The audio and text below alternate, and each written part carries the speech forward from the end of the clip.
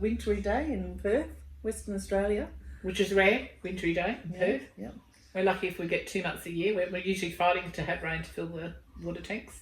And we're here to discuss more than beyond survival. One of the premises of why we're sitting here in conversation was a piece of writing that really was a departure point for Kelly, probably for you in your life as well. Yeah. I think I had the title, or I had the phrase beyond survival in my mind probably when I was 23, which we'll talk about that in the first episode. This is episode 0, by the way, guys. But the piece that you asked me to read out is just a little intro I wrote. I think it was in relationship to one of my exhibitions at that time, and so I think I had it in the front of the catalogue, so I can't even remember now, but it feels like forever ago. 2005, I wrote it. It was forever ago. It was. It was even, actually it was post even, I think I started playing with the idea when I was in South Korea, which was 2002, 3 and 4. But after I came back and I was helping Mum look after Dad and I had to give up that artist in residence in Vienna, that's when I wrote this. I was in panic mode because I'd had to give up, it takes an artist so long to get that kind of artist in residency.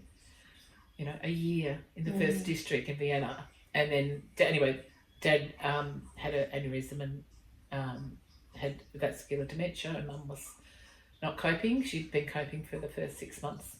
And we knew that was at some point that I would have to come home, so I came home. But I was feeling mixed emotions about, I'm the single person without the children in the family. I've got 2 sisters and they both had families at the time with young kids. So it was just automatically understood that I would be the person that had to give up everything and come back. And I was both conflicted and overjoyed by that prospect. So on one hand, I was very happy to be coming home to help Mum and wanted to be there. Obviously, if this was, Dad sort of saying goodbye to us all, and we didn't know how short or long it was going to end up being 4.5 years. But that's where it started. That's where I think for sanity, I just one day sat down and I called it a stream of consciousness because I didn't really plan it all. I just think all those emotions that I was feeling, both angry because no one was recognising what I had given up, and also honoured to feel I get to see this, I get to do this business with Dad and Mum, which, before Dad passes, and that was such a privilege. But there were conflicting emotions as there are in those things. So you had a sense of that it was both responsibility and a privilege at the same time. Yeah. So you felt the weight of what you. So on one hand, I was angry that I had to give up my own career because I was the single without children in the family. And there was no real recognition of that from the family, not in the beginning anyway. Later it came, but maybe a few years later. But at the time, no, they had no clue. They were enmeshed in their own lives of being, running businesses and raising smaller children. And so you were seen to be the person who was most available, I guess. But it always is in a family when something like that happens. It's always usually the single person in the family that doesn't have their own kids that, it's expected, isn't it? So this was my way of dealing with that. I wrote this and it was a stream of I wrote it probably, I don't know, maybe in an hour and a half. But I then went back over the years and it was like every time I had an epiphany, I'd rewrite this. It didn't change dramatically, but it was like, actually that's not quite true anymore. So I don't think I ever intended anyone to see it. It was just like a journal writing, but without, it was a stream of consciousness.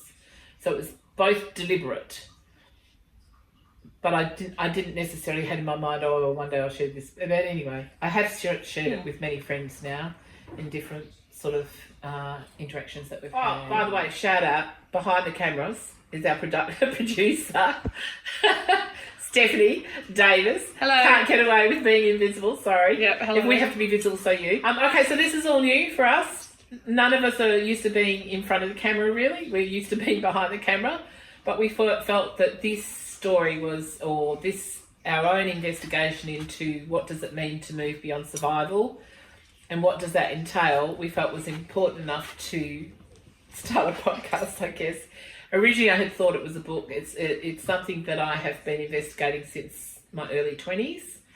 And, you know, what does it mean to move out of this survival mode? I guess in old language, that would be the rat race. You know, who are we if we're not in the rat race?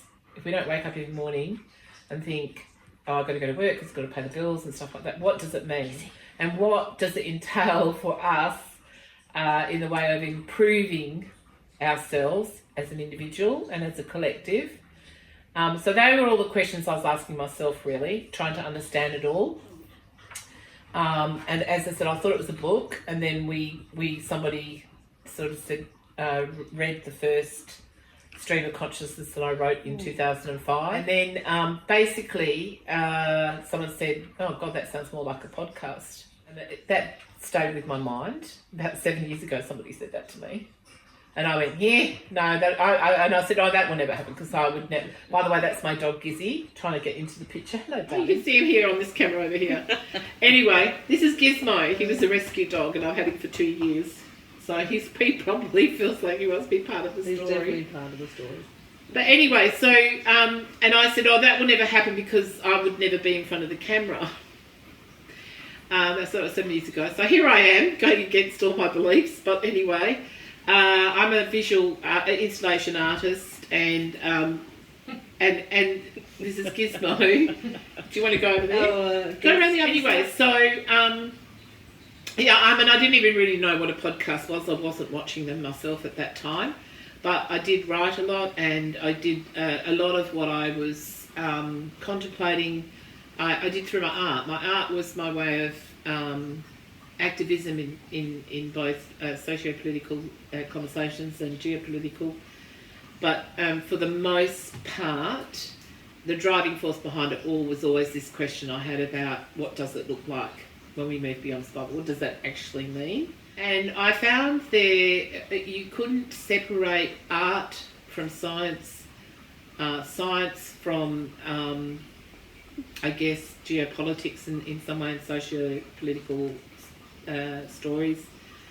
For me, all of those things came together, and again, the bigger picture of that was, how does that affect my spirituality? And just to be clear, I'm not religious in any way, shape or form, but I have been doing the journey with spirit, if you like, and what is spirit, and how, you know, is it more of a science than anything else? But we have this wonderful thing called emotions and heart that seem to interrupt the brain process on accepting that it's all science. But I guess maybe in another way it's all science, even the personality of who we are and we create and develop over the years, and the character and all that sort of thing. Maybe that's scientific too, I don't know.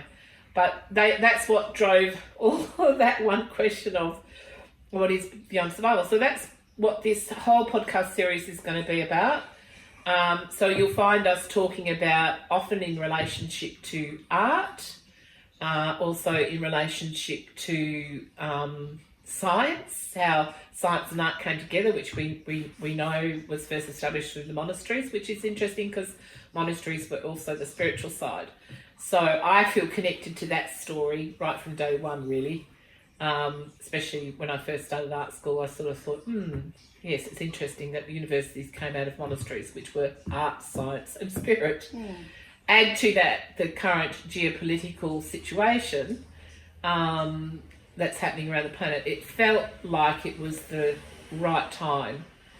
So we thought, look, we often sit round and we love our afternoon teas and high teas, and I have collected for many years. My grandmother started at vintage tea sets.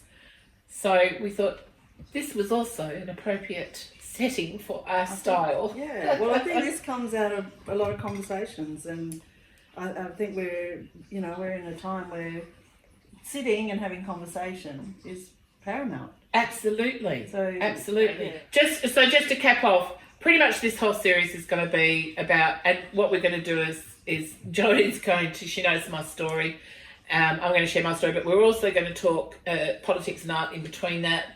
Like today, I turned on one of the political podcasts. Shout out to the Bulwark and Midas Touch. I watch it every day to get a catch up on what's going on in America. And I think the mirror of what's happening in America for the world is showing us democracy is fragile, and this is how quickly it can fall apart. We're also seeing a movement around the globe. So it's not just... I think America is kind of, showing us, because they're the bigger picture. It's like a big mirror to the rest of the world of like, are you listening? Are you watching? Because really what's reflected in the rest of the world is also this, war on contrast between, democracy and autocracy, I think is the easy way to describe what it is that we're all experiencing or feeling. It's the one thing that everybody understands. Do we want to be a democracy or an autocratic? I think Australia just decided recently with the our election via landslide after seeing what happened in America that no, we don't want to go down that road. We probably would have ended up with either a hung parliament or Liberal in government. They're our Conservative Party. But actually, we ended up with Labor back in again, a landslide. And I think that shows that everyone across the planet, even if they're not political, are paying attention. Because it's everywhere. Everywhere you look, people are fighting, protesting against fascism and autocracy and dictatorship and authoritarianism. I'll talk about that later. I actually think what's happening in America is more along the lines of patrimonialism, but we'll talk about that in more depth. So you'll probably find at the beginning of the podcast, we'll do a little kind of Ajibara, what was happening politically that morning or that week. And then we'll sort of dive into the story. But I'm going to now hand it over to Geraldine, so you can take it. So from here, we'll kind of see how my own story perhaps comes into that picture. Anyway, we don't really know what we're doing. That's the truth. We're flying by the seat of our pants here. We've all had experiences being behind the camera, but as I said, being in front is a whole new thing. So the only other time I was in front of the camera was the video piece that was for the Tbilisi, Georgia Museum. We were asked, different artists all across the world were asked to do a piece on the Ukraine war. It just broken out in 2022. And I was in that. And that was a new experience for me. But I knew to say what I needed to say, that I actually needed to be in the video itself. So, but it wasn't a usual position for me as an artist. Geraldine, so I think really this is born out of your writing, Beyond Survival, and your experience. But also we've had lots of conversations, and you're talking about what's happening on the world stage. Yeah. But we often do come back to what's happening for us internally as Yeah, individuals, definitely, and how much that there is, a lot of self-analysis as well. And I do think it is, isn't it? It's a mirror across the world at the moment. When I talk about the mirror, that's what I'm saying. It's just this giant, excuse the French, but giant fucking huge mirror that it's impossible for people, I think, at this moment in time on the planet for us to not ask, what is this all about? What the hell's going on? And I know there's a lot of people too that are scared. So I think you and I, we started the conversations in the realm of politics. Geraldine's husband, I won't say his name because he might not want his name on camera, but he was obsessed with politics as what I am, and what was happening around the world, how that kind of factored into art and science and spirituality. Well, all eyes are on the world stage. Really, it's very hard to get away from the fact that there's tumultuous change in the world. Yeah. And I think that means that we're all facing ourselves. Yeah. As well as facing that change. Yeah. And where we are placed in that, and that's why the concept of Beyond Survival is, well, I find it really relevant, because I think we're all looking at and have an opportunity to go beyond survival, but in reality, and that's we don't. We're so busy in survival mode, and that's the point, isn't it? Is that it sounds simple, like what's beyond survival, but it actually, if you take that one phrase and statement and think about it more, you realise that there is no possibility of moving beyond survival if we don't first own our shit in the survival realm. Yep. As in, you have to actually step off the treadmill to take a moment to turn. At the end of the day, you and I, we have lots of open conversations and debates sometimes. Geraldine's husband, Geraldine became messenger because I've never met, in 2 years, I've never met Geraldine's husband. I just know all about him and he knows all about me through Geraldine. Because Geraldine would have got, you go. And that really started this conversation and me telling you my personal story. And that's another heads up, just so you all know. I have never shared publicly what I will be talking about in these next 12 episodes. That's just not usually my jam. I'm happy to share my story privately, which I did so with Geraldine, and that then kind of rolled into art, and us doing the Horror to Hope campaign and installing some guerrilla artworks, all about the geopolitics, wasn't it? Really about, but mostly we're just sort of saying horror to hope. From horror to hope. Where can we find the peace in this whole story? And then we also we've had conversations, but it's quite heated because in finding that peace, we realise that we actually need to find that mutuality, I guess. And and I would say, and you can correct me if I'm wrong, but I would say that you're more left than I am. I'm more centrist left. But I came from 3 generations of liberal, which in our world is like the Republican Party, as it was in its conservative form, not the existing Republican Party. But I would say that would be a good comparison. And so I understood the right kind of philosophy and thinking as well.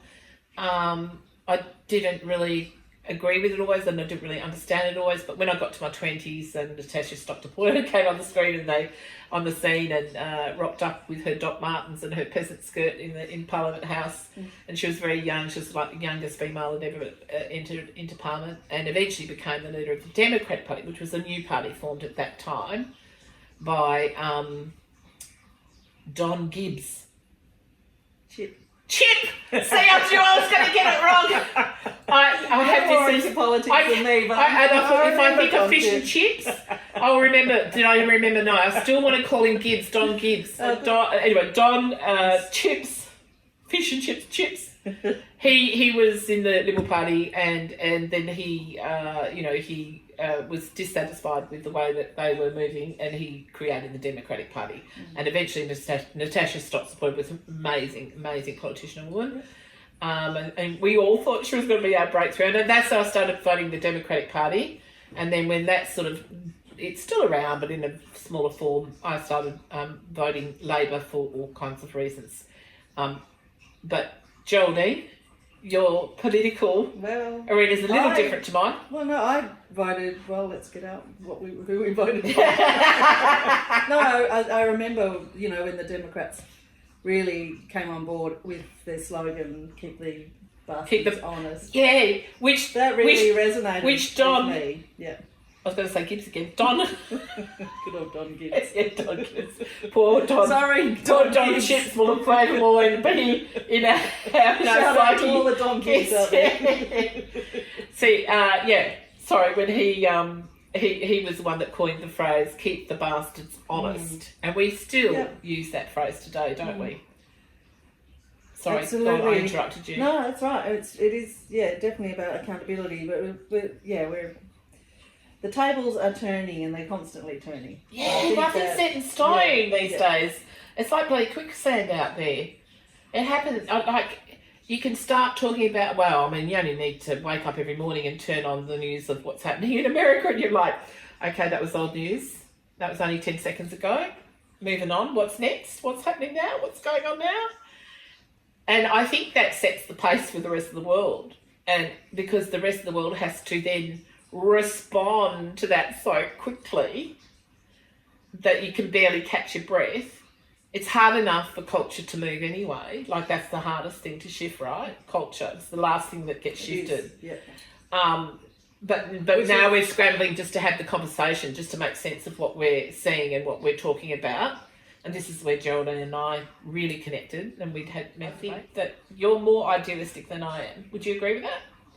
I would call myself idealistic to a certain point, but I live in the real world. I have a you definitely hold down live in the job world. and have a family. And You just have more academic brain with it too. So you're interesting. That we were talking about just earlier, and I was saying, I was trying to sort of put it in a language that I could for my own mind, and I thought, you are an idealist, but you also have that academic edge.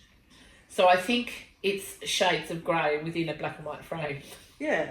But this is part of the reason why I'm, engaged in this conversation, because I'm an idealist, but I love to talk to people and find out what people's perspective are. Yeah. Even if I do come back to my own perspective, I really am somebody who thinks that that's the way that the world moves forward. Yeah. And so this is. And I'm sort of, on the one hand, if I'm doing my art software in a studio, I'm totally coming in from a lateral, kind of outside the box stuff. But then as soon as I'm talking about life stuff, like politics or paying the bills or work stuff, I go straight back to my good old liberal mind. Maybe a little bit baby boomer mind. So it's funny because we've both got both sides of the conversation, or within our psyche, we have both the ability to do the very pragmatic kind of stuff. Your version of that is the academia stuff, and my version of that is very much, I grew up in a family of 3 generations of self-made entrepreneurs, so there was a certain sub-community, if you like, of that philosophy and thinking of a more right-wing approach, but not hard right. So, and I think you're not a hard, maybe you're a bit more hard left now, but I imagine growing up it would have been different. Yeah, look, I've been waiting for the revolution, and I feel like the revolution. It's here! Viva la revolution! It's here. I'm going to have a cup of tea because I'm getting thirsty. Yes, good idea. Do you want some tea? I've got a little bit. Anyway, let's move on to your first question. I'm going to exit. Yeah. And Thank you, Steph. see you and good luck. And apparently, Gizmo's in on it. Thank you for I introduced him joining us, earlier, Gizmo. but now he's found a seat at the table. All right. Okay, so everyone, thank you for joining us today. Really what we wanted to do, and that's why it's called Ep0, is just to introduce ourselves, to see if it's something that you would like to go on a journey with us. And,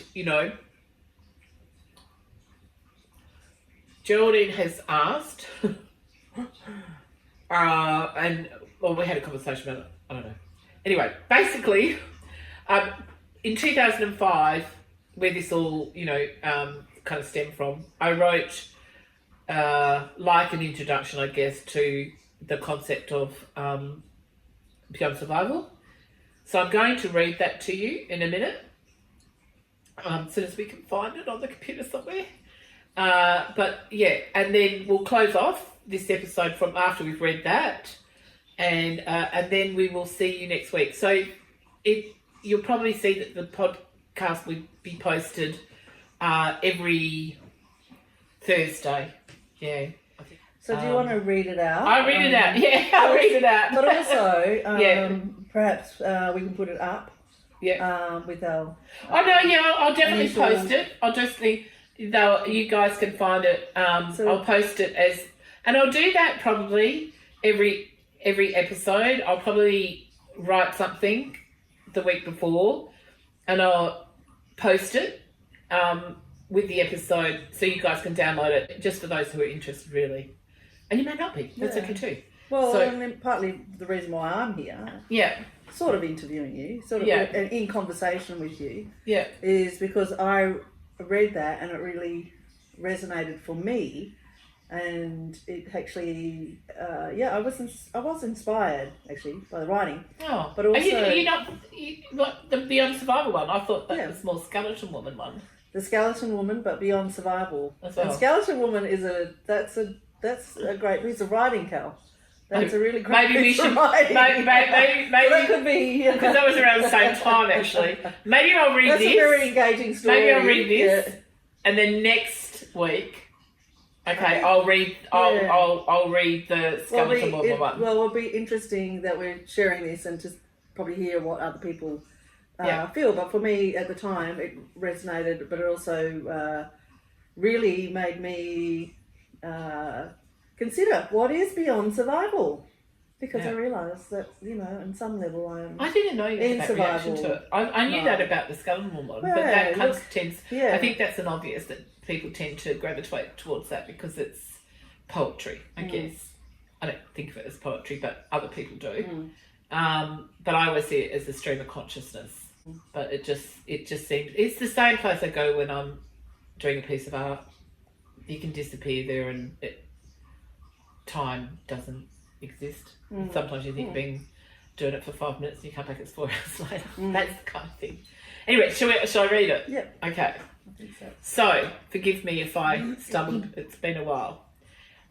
So it's called Beyond Survival, written in 2005. I was, I think, just post South Korea, so I'd just come back to Australia from Europe, actually, from Vienna, and living in London for a while while I was waiting for my work visa for Vienna, and got the phone call from home, come home. Beyond Survival. It was so many years ago that these words flashed in my mind's eye. At the time, I had no idea of neither the intention nor the purpose of this small but powerful phrase. There I was, 23 years old and dancing with friends at a nightclub, our once and every now and then, all night, dance until you drop evenings, when these unexpected words sobered me to a still frame. Unfamiliar feelings of discomfort had entered my internal space and had created a strange sensation of suddenly not wanting to be there. I felt as though I no longer had my place there. Not just physically in the space, but a left of centre mind shift, a mind shift that left me standing just at the edge of something that I knew but I couldn't quite digest or even consume more than a morsel of. I tried literally several times to shake it off, but my presence of there had left me in a still frame, on pause. I stopped moving and felt like my existence had called me into my own vacuum of timelessness. That vacuum was only pierced with the sound of the words, "It's not enough anymore, is it?" It was an extraordinarily profound moment, one, however, that at that time I largely chose to ignore thereafter. This one phrase, beyond survival, was ever persistent for years to come. One that was so persistent that I had an ongoing joke with myself. If I ever work it out, I'll let me know. Now I'm 46 and toothless. Not really. I have a very good dentist. Well, maybe. Not anymore. And at the time I had a good dentist. Now, maybe not so much. And I've been writing, that's another story. And I've been writing this story in my mind for at least the last 12 years. And whilst I don't proclaim complete and utter knowledge of this tiny, powerful phrase, I can say that I have indeed now given it much deserved contemplation of real time and space. Those fluoro white typeset words that flashed my mindset from left to right all those years ago finally held some very real tangible depth for me. My understanding now is that the essence of this phrase is transient, continuous, and very reoccurring, constant. For me, it's about finding the ability to move beyond survival in each and every situation life presents to you. I believe it's also about knowing the beyond as much for the subtlety of that as it is for the macro monumental moments. Give me a moment.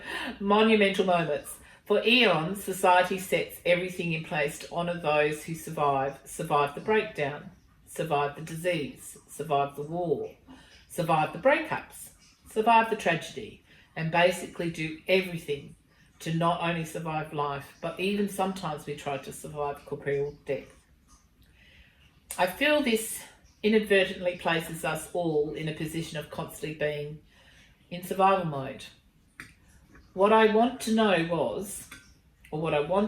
was, what happens after we have survived? Do we move on to the next survival task, or is there time in between to move to a place that is beyond survival within that particular life challenge? What I found was not only a place of beyond survival, but that it actually is a necessary part of the process to transcend that particular story or trauma so as not to repeat it again. All of us have had the experience of creating a pattern that we repeat again and again until finally we see the pattern and ask why. However, no one told us that when we survive it well, we may not have to we may have not dealt with it completely. Sorry, it's been a while since I've read this, so. Often we forget the dusty corners of our mind. Perhaps we just keep forgetting to do a spring clean on our personal attics. Forget to clean house wholly and completely. Mostly, we breathe a sigh of relief. Thank God that's over.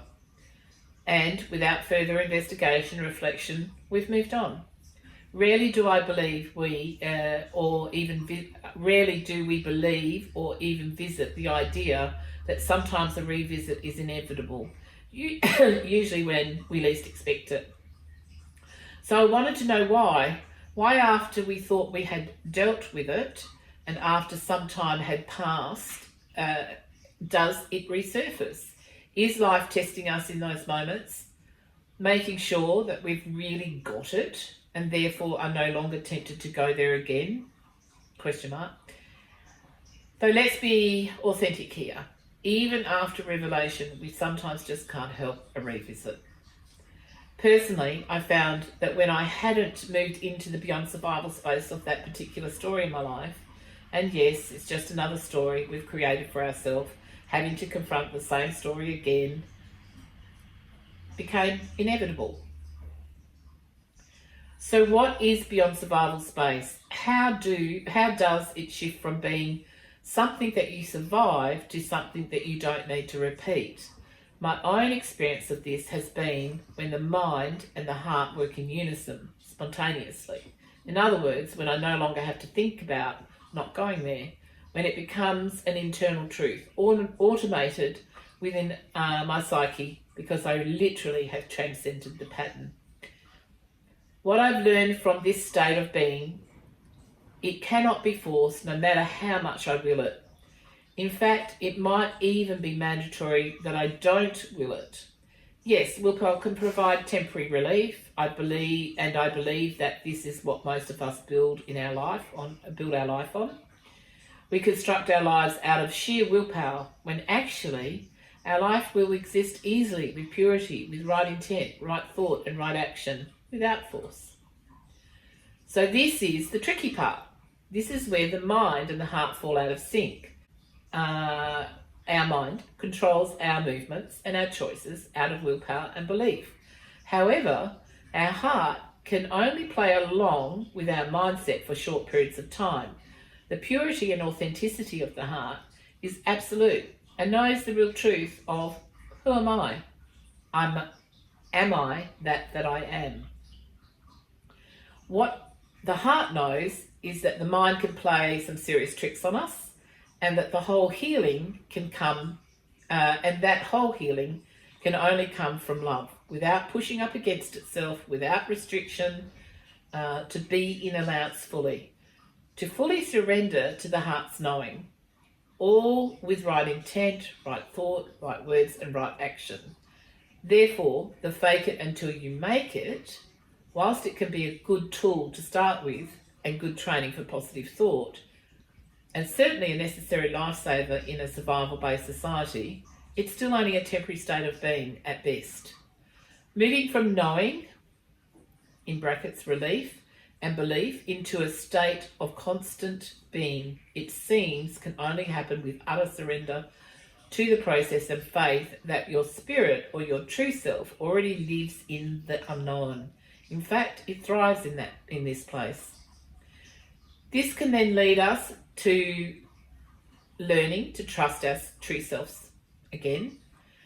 We are not the mind, or the surroundings, or the corporeal. We are the deeper, greater self of spirit, of the you that is greater, the greater you that I am. The grain of sand in the desert of the collective consciousness. I am the grain of sand and I am the desert. It's simple, in simple terms, as a dear friend once imparted to me, my partner in StudioZer0, and we went to art school together 30 years, we've known each other. So we've done the 9 yards of this stuff together. So I'm referring to her as Lois, shout out to Lois. As a dear friend once imparted to me in a very small but important, ginormous still frame moment, is that most dubious time-space continuum choose love, not fear, in every moment and space. This is the discerning whole, and like beyond survival, it is transient, continuous, and a very reoccurring constant. And that's it. What do you think, Giz? I think we need some. What do you think, Giz? We need some silence after that. Sorry. Silence is golden. I just don't know how to do it that often unless I'm on my own. But yeah, so that's what started it all. That's the premise. That's and the premise. A good premise to start unpacking and all that jazz. That entails, because it's very very quantum. I think I know, quantum times. Yeah, it's literally, and I think that's what I was feeling in that moment, because I had so many conflicting emotions. When I wrote it, it was a way of kind of unpacking everything that I knew from all my trips to India and all my years of meditating and stuff. But I don't know that I put it into practice as well as I should have. And I don't say, I say should lightly because there's no really shoulds in it. But it was just trying to understand myself more than anything else, trying to remember who I am in that particular story. And you're talking about that still frame. And I was thinking anyone who has a meditation practice probably understands that. Probably anyone living life has had those moments where you can relate to that still frame. It's where things just stop. Things stop, and you can recognise and realise things that literally. Understand I or lost. realise. I literally talking into that again. What you're just saying. I literally lost the belief in space-time continuum, because there would be so many moments and so many experiences, countless experiences, that when I sat with someone to have an important conversation, or I was in the middle of a meditation where it was just, like in the ashrams we used to go to, there was a lot of noble silence. So you could practice that or not practice that, But if people knew you were doing 10 days of noble silence, then that means they don't look at you, they don't talk to you, you don't talk to them, you don't know. And it really brings you here. And in that space of silence, or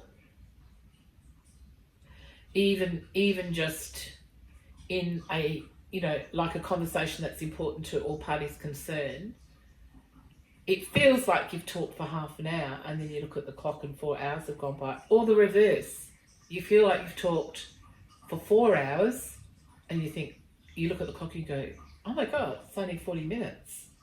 And that's when the first experience, I started having multiple experiences of that, of almost like time compressing itself or standing still. So I sort of thought, okay, obviously if you clock it and put it on the time, it's still only going to be 40 minutes. But when you're doing it felt like you got a lot covered. And I don't know how that works in the world of science, but I do know it's the difference between time-space continuum and quantum kind of thinking. And I think we're moving towards quantum thinking more. That's certainly been my experience, and that's why I've tried to understand it through science and talking. I've got friends who are physicists and come from other kind of different disciplines within the realm of science. It's always been of interest to me. And it's fascinating to see how time can compress itself in those moments. And we can deep dive into other parts of ourselves and, what is beyond survival. Yeah, beyond, but it's like being literally on a still frame. It's like someone goes pause on the camera and everything that you say in that 40 minutes on pause gets compressed into seconds. I think what inspired me is when I read that was that I obviously feel it has given me some permission to validate those, that I suppose that, I don't know, solitude, that quantum, those quantum moments in my own life. And reflect upon that. And when you find company in others who've had the same me experience. into that, and it's obviously an area that I'm interested in. But I think that you really encapsulated that really well with that writing, and it's probably in the, I suppose, the more difficult experiences of your life that you've come to, you know. Yeah, and I do think it. I'm not saying always, but maybe sometimes it's what I'm stubborn. So I know sometimes in my life, I've had to have extreme experiences of trauma. Had a few of those in my life, just a few. You're not alone. There's many others that have had the same experience. But I think if you're a bit of a hard nut like I am, I used to be very much, not so much now, but definitely in my 20s, even maybe in my 30s, early 30s, nothing was real until I could touch it, feel it, smell it. I was very much of that thinking. So even though I'd had lots of personal material experiences in a spiritual realm from a childhood, I still could always put it in the bag of child's imagination, you know, all that sort of thing. And even as an adult, you check yourself, because that's what life, you know, and you certainly, well, I didn't certainly discuss it with anybody other than a few close friends, not my personal experiences, and also not what I believed in. This would be the first time, as I said earlier, that I've spoken in public about it, because I think in the beginning it was like, I just think that sounds fucking crazy. If I describe some of the experiences I'd had since I was a child and onwards, and it wasn't something you talked about in those days. I'm 62, by the way, guys. So it wasn't something you talked about, you know. So I think that's all changed now. I think that the spectrum of conversation around spirituality, without going into religions or New Age movements or that kind of thing, the bottom line is still the same. I think it's more open. I do. I think maybe it's even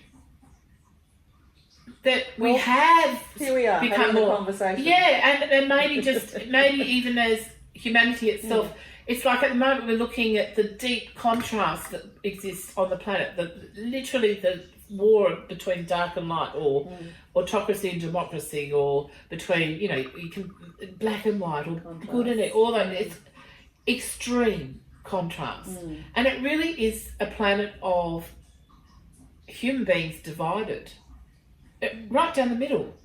That's not just in America, that's everywhere in the world. That's the biggest mirror that we could find to see what's really going on. And maybe because America was also the ones that switched on the light to what true democracy looks like, and that it's fragile, and we have to keep, you know, looking after it all the time. We have to be, you know, vigilant all the time. And they were the beacon of that. They were the ones after World War II who created that possibility. And then all of those rest of the countries in the West, like us after post-World War II, we followed because it was a good model. And we thought we had it down pat. And here we are 70 years later, America's becoming a regime, or trying to. I think probably more of a, as I mentioned earlier, more of a patrimonialism sort of stuff. Shout out to Jonathan... Rausch. And thanks to Tim Miller from the Bulwark podcast who interviewed him. It was another enlightening moment for me, hearing him speak about that, and then reading the books, and then seeing him on another podcast with another Bulwark. Sorry guys, not sure I'm saying that properly. But anyway, it was. I think, God, that's it. That's what they're going through. couple that with Project 2025, couple it with Putin's playbook, which he would have shared with, I have no doubt, would have shared with Trump, and said, you need to knock America down, take it back to its bones and rebuild it as in your likeness, which is, mafia style or the old. And that's why I'm interested in the micro, on the personal level. Yeah. I think we're all going through... everybody. We're all going through... But you know what? Like the breakdown to rebuild. I can't do... no, exactly. And you and I've had the conversation. I can't do you. You can't do me. No, but that's the irony. We can keep each other company, but at the end of the day, we can share, and that's all helpful and everything. But at the end of the day, the only person that can enlighten me is me. Same with you. So we can have many discussions that lead us to investigate first, and that's fantastic. But at the end of the day, the micro of it is that. The macro of it is when we evolve into being a better person every single time we've gone through something. If we do that, that's the macro of it. In the that's the main purpose of humanity, isn't it? Well, that's right. To grow. That's the collective. Yeah, that's both at what makes up the collective consciousness. Like I sort of said, with that phrase years and years ago. I'm both the grain of sand in the desert, but I'm the desert as well. Yeah. I don't disbelong from the desert. I'm part of it. But all those minute, tiny little grains of sand make up the whole desert. In other words, make up the whole collective consciousness. So the more of us who invest in personal growth and turn inwards and ask that question, who am I? What am I really here on this planet for? What sparks us? Yeah, what sparks us? What sparks us? There's the spark. Yeah, there's the spark. What sparks us? Isn't that the point? Isn't that the whole point? It is. Isn't that? And then the more of us who do that, the better the collective consciousness becomes. And that's exactly why I was saying when I read your writing on Beyond Survival that I felt like I needed permission, and so that is where we look to the collective to have somebody or a group or that knows what the hell you're talking about. Not just that, but also just give us permission. Yeah. True. Explore and understand. Yeah, and if you watch someone go through what you've already just been through, and they're out of it, and it's now just like we were sort of saying, where it's just fallen away to. You don't need to repeat that pattern again. It might come up, but you don't need to own it. You don't need to live it. If you're conscious, you can make choices from a space of observation rather than getting hooked in. And I often look at what's going on around the world politically in that same matter. Like a couple of friends of mine who are very much on the spiritual side, they would say, "Oh, why are you even investigating that? Why are you even? That's going to take you away from discovering more who you are, or take you out of that framework, spiritual framework." I said, "It absolutely doesn't. You can sit in a space of observation without allowing it to engulf you. It's a choice every single time that you have to make. You can't just assume it's going to be an automatic, that it's not going to affect you if you buy into it. But the point is not to buy into it. You can still observe, you can still learn, you can still play the game of life." I guess we're getting philosophical here. Yeah, it is more philosophical. We find one another through one another. But I think, it's good for us to also have our private practices, whether it's your art practice or whether it's your whatever you're reading. Whatever gets you there. To find those. So it's in that quiet reflection that we can actually have more understanding about what we are finding through one another. Yeah, and can you remember when I first met you and I was going through that stage of like feeling frustrated with other people constantly asking questions, and I'm like, I can tell you it's just words, but if you investigate it yourself, and work it out for yourself.